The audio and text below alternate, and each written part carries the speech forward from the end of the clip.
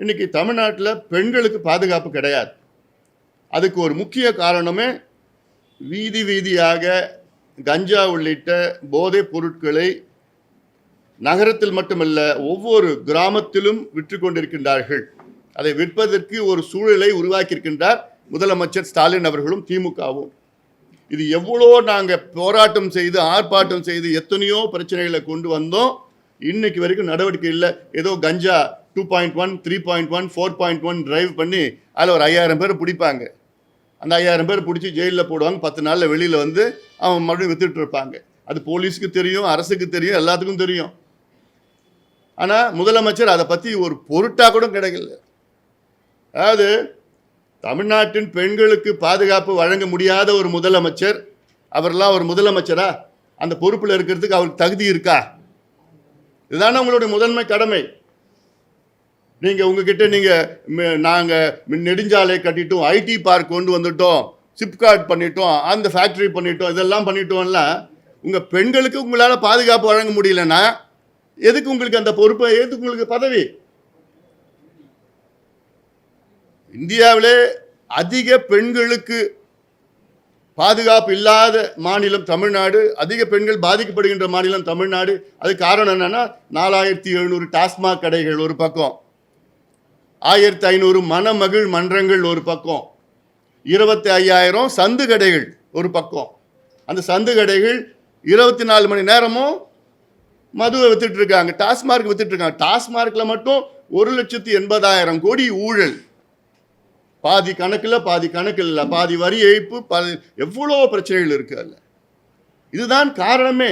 சட்டம் ஒழுங்கு, law and order பிரச்சனைக்கு காரணமே இதுதான். குடிச்சிட்டு அங்கங்கே கிடைக்கிற போதை, கபின், காக்கைன், ஹெரோயின், LSD, ஃபென்டனைல், மெத்தில் ஆம்ஃபெட்டமின் என்னென்ன இருக்கோ அது எல்லாத்தையும் சரளமாக கிடைக்குது. போலீஸ்க்கு தெரியாமல் யாரும் விற்கிறது கிடையாது, தெரிஞ்சுதான் விற்கிறாங்க. அப்போ இதனால தான் 2.5 வயசு குழந்தைய பாலியல் வன்கொடுமை செய்து கொடூரமான முறையில் கொலை செய்கின்ற மாநிலமாக மாறி இருக்கு தமிழ்நாடு. 4 வயசு குழந்தை, 8 வயசு குழந்தை, 10, 12 வயசு குழந்தைங்களை இந்த மனித மிருகங்களாக, அந்த மனித மிருகங்களாக உருவாக்கியது திமுக ஸ்டாலின் அவர்கள் தான். திறமை இல்லாத, தகுதி இல்லாத, நேர்மை இல்லாத ஒரு திமுக ஆட்சி தான் இது போன்ற ஒரு சூழலை உருவாக்கி இருக்கிறது. அதனால அதில் ஆனால் திமுக தேர்தல் அறிக்கையில் இதை பற்றி ஒரு வார்த்தை கூட இல்லை.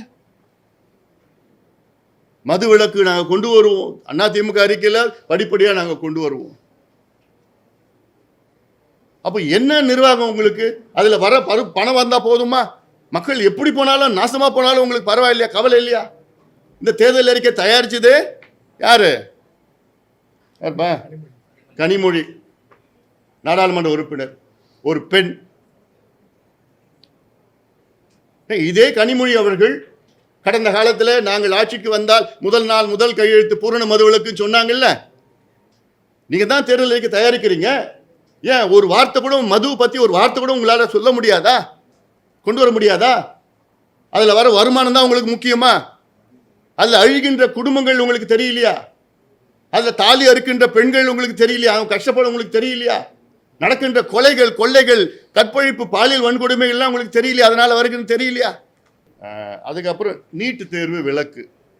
அதாவது கடந்த தேர்தல் நேரத்தில் திமுக அவங்க பிரச்சாரமே செஞ்சது, இப்போ இருக்கிற முதலமைச்சரும் துணை முதலமைச்சரும் வீதிக்கு வீதி பிரச்சாரம் செஞ்சது, நாங்கள் ஆட்சிக்கு வந்தால் ஒரே வாரத்தில் நீட்டை ரத்து பண்ணுவோம், நீட்டை ரத்து பண்ணுவோன்னு. ஆனால் 5 ஆண்டுகள் ஆகியும் ரத்து பண்ண முடியல. பொய்யான வாக்குறுதி கொடுத்துருக்காங்க. அதனால திமுக என்ன பண்ணிட்டாங்க? அந்த நீட்டை திமுக தேர்தலிருந்து ரத்து பண்ணிட்டாங்க. நீட்டை ரத்து பண்ணல, அந்த நீட்டை திமுக தேர்தல் அறிக்கையிலிருந்து ரத்து பண்ணிட்டாங்க. அவ்வளோதான் பண்ணியிருக்கிறாங்க. இது எவ்வளோ ஒரு மோசடி இது. பொதுவாக நாங்கள் திமுக சொன்னது, நாங்கள் பொதுவாக நுழைவுத் தேர்வை ரத்து செய்வதற்கு மத்திய அரசை அழுத்தம் கொடுப்போம். எப்படி ஒரு மோசடி திமுக பண்ணியிருக்கிறாங்க பாருங்க.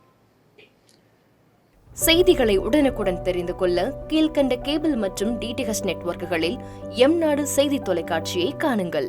பாதகம் செய்பவரை கண்டால் நாம் பயம் கொள்ளலாகாது பாப்பா. மோதி மிதித்து விடு பாப்பா, அவர் முகத்தில் உமிழ்ந்து விடு பாப்பா. அண்மை செய்திகளை உடனுக்குடன் தெரிந்து கொள்ள இணைந்திருங்கள் எம் நாடு தொலைக்காட்சியுடன்.